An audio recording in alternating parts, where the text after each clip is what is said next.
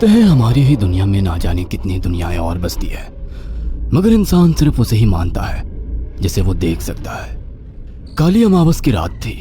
चारों ओर सिवाय हवाएं और शोर के अलावा कुछ भी नहीं था। राजन को आज घर लौटने में देर हो गई थी।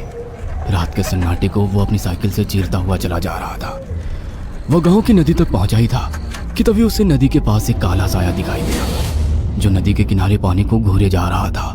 इतनी रात को नदी के पास देखकर राजन के ना जाने क्यों रोंगटे खड़े हो गए। उसे ऐसा महसूस हुआ मानो उसके पैर साइकिल के पैडल पर जम गए हो।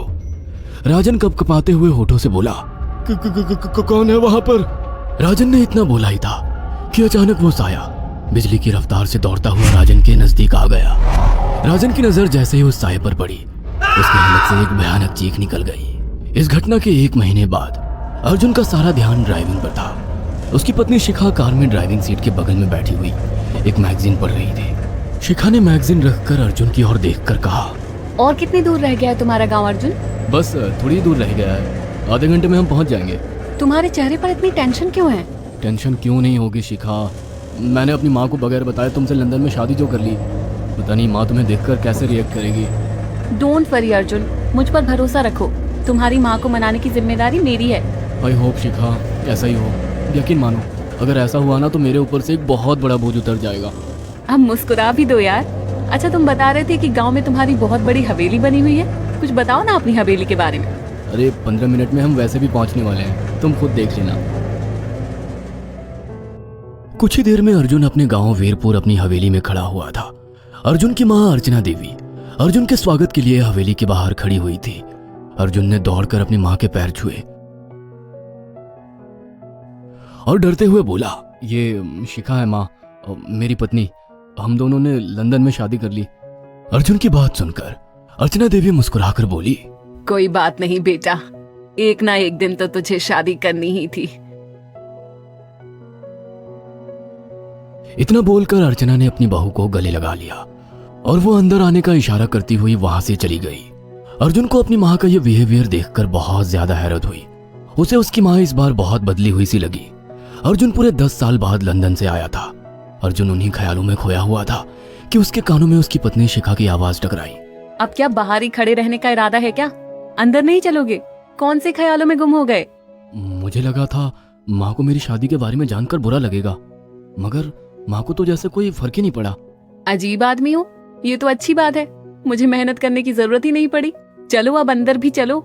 अर्जुन और शिखा अंदर की ओर चले गए। अर्जुन ने देखा कि उसकी हवेली में सन्नाटा पसरा हुआ था। उसे याद था कि उसकी हवेली में बहुत सारे नौकर चाकर हुआ करते थे। डाइनिंग टेबल पर डिनर के दौरान अर्जुन अपनी माँ से जो बोला वो सुन उसकी पत्नी शिखा और रहस्यमय अंदाज में मुस्कुराकर लगातार देखे जा रही थी। माँ, हवेली के सारे नौकर कहाँ गए? मैंने सबको छुट्टी दे दी बेटा। लेकिन क्यों माँ, तुम्हें तो काम करने में बहुत ज्यादा तकलीफ होती होगी। नहीं बेटा, मुझे कोई तकलीफ नहीं होती।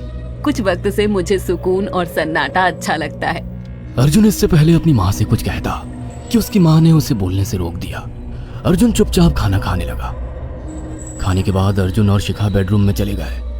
अर्जुन बेड पर सोच में लेटा हुआ था कि अचानक शिखा अर्जुन से लिपट गई और वासना का तूफान अपने चरम पर पहुंच गया था। अचानक शिखा को दरवाजे पर 2 लाल लाल आंखें दिखाई दिए। उसे ऐसा लगा जैसे कि कोई उसे देख रहा हो। शिखा ने तुरंत बेड से उठकर अपने कपड़े पहन लिए। क्या हुआ शिखा? अर्जुन, मुझे ऐसा लगा जैसे कोई हम दोनों को देख रहा हो। पागल हो गई हो क्या? हवेली में सन्नाटा पसरा हुआ है, एक भी नौकर चाकर नहीं है। तुम्हें वहम हुआ होगा। तुमने तो सारा मूड खराब कर दिया शिखा, अब सो जाओ। उस रात अर्जुन तो गहरी नींद में सो गया, मगर शिखा की आंखों से नींद कोसों दूर थी। अगली सुबह शिखा जल्दी उठकर किचन की ओर चली गई, मगर उसने देखा कि उसकी सास अर्चना नाश्ता तैयार कर चुकी थी। माँ, आपने तकलीफ क्यों की? मुझे बुला लेती आप। शिखा की बात सुनकर उसकी सास अजीब से अंदाज में शिखा की ओर देखने लगी। उनके देखने के अंदाज में पता नहीं ऐसा क्या था कि शिखा को अपने रोंगटे खड़े होते हुए महसूस हुए। अर्चना धीरे धीरे करीब कदमों से शिखा के करीब आकर बोली, कोई बात नहीं बेटी, तुम्हें अब यहीं रहना है। तुम सिर्फ मेरे बेटे के साथ प्यार से रहो और जल्दी से मुझे एक पोता दे दो। काम की चिंता मत करो, वो सब मैं कर लूंगी। कुछ ही दिनों के बाद अर्चना गर्भवती हो गई। उसे हवेली में रहते हुए 6 महीने से ज्यादा वक्त हो चुका था और इन 6 महीनों में उसने नोट किया कि जब से वो गर्भवती हुई है उसकी सांस अचानक से आकर उसके पेट पर हाथ फेरने लगती और अजीब से अंदाज में उसके पेट को घूरने लगती। शिखा ने तंग आकर अर्जुन से कहा, अर्जुन, मुझे तुम्हारी माँ का बिहेवियर बड़ा अजीब लगता है। तुम्हारी माँ जब देखो मेरे पेट पर आकर हाथ फेरती रहती है। अरे माँ को अपने पोते के आने का बेसब्री से इंतजार है शिखा, इसमें अजीब लगने वाली क्या बात है? मैं तुम्हें कैसे समझाऊं? मैंने माँ की आंखों में एक अजीब सी चमक देखी है। कैसी चमक? शिखा के मुंह से अचानक से एक अल्फाज निकल गया, जैसे किसी डायन की आंखों में होती है। शिखा की बात सुनकर अर्जुन का गुस्सा 7वें आसमान पर पहुंच गया। वो गुस्से से चीखते हुए बोला, खबरदार शिखा, आगे एक शब्द मेरी माँ के खिलाफ मत निकालना, नहीं तो मुझसे बुरा कोई नहीं होगा। तुम्हें शर्म आनी चाहिए शिखा। जब से तुम यहाँ पर आई हो तब से मेरी माँ तुम्हारी कितनी चिंता करती है।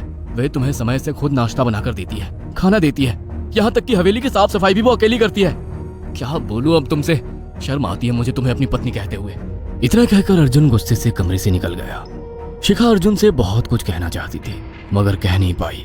उसने महसूस किया था कि चाहे कितनी भी तेज आंधी और तूफान आए मगर हवेली के अंदर धूल की एक परत तक नहीं जमती थी और दिन ब दिन अर्चना के चेहरे की झुर्रियां कम होती जा रही थी।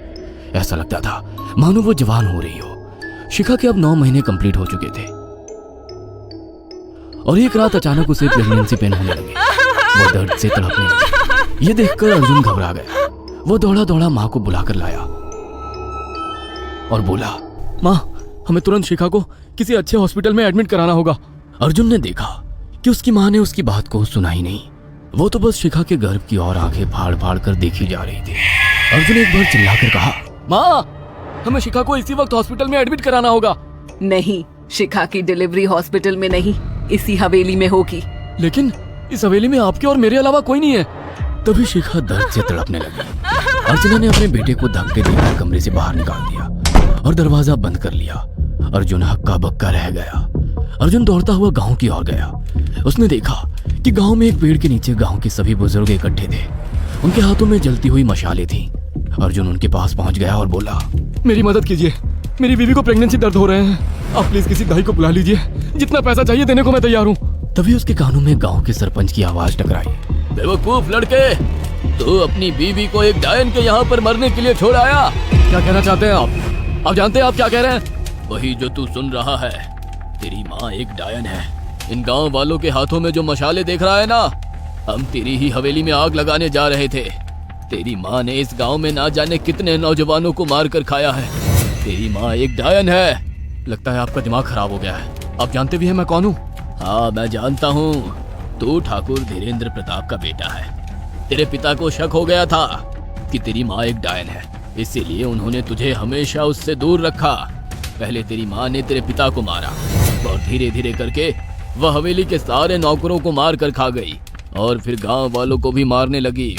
और अब तो तेरे होने वाले बच्चे को खाएगी, क्योंकि डायन को नवजात शिशु का मांस खाना बहुत पसंद होता है। अगर मेरी बात पर यकीन नहीं है तो चलकर मेरे साथ तू खुद अपनी आंखों से देख ले। इतना कहकर सरपंच अर्जुन को लेकर हवेली की ओर चल पड़ा। उसके पीछे कई लोग थे जो जलती मशाले पकड़े हुए थे। हवेली के अंदर घुसकर उन्होंने उस कमरे के दरवाजे को तोड़ दिया जहाँ पर शिखा थी। कमरे का मंजर देखकर अर्जुन के रोंगटे खड़े हो गए। उसने देखा कि उसकी माँ एक बेहद भयानक रूप में उसके बच्चे का मांस खा रही थी और उसकी पत्नी शिखा फर्श पर मरी हुई पड़ी थी और पूरा फर्श खून से लाल था। अर्जुन को अपनी आंखों पर यकीन नहीं आ रहा था कि तभी उसकी माँ उसके ऊपर झपटी। सरपंच ने चीखकर कहा, अरे इस डायन को आग लगा दो, जिंदा जला दो इसे और साथ ही साथ इस हवेली को भी। सभी लोगों ने जलती हुई मशालें डायन के ऊपर फेंक दी। देखते ही देखते डायन दर्द से चीखने और चिल्लाने लगी और कुछ ही देर में वो जलकर राख हो गई। हवेली में आग लगते ही सभी लोग अर्जुन को खींचकर बाहर ले आए। अगले दिन अर्जुन अपनी पत्नी की यादें साथ लेकर आंखों में आंसू लिए दोबारा लंदन वापस चला गया।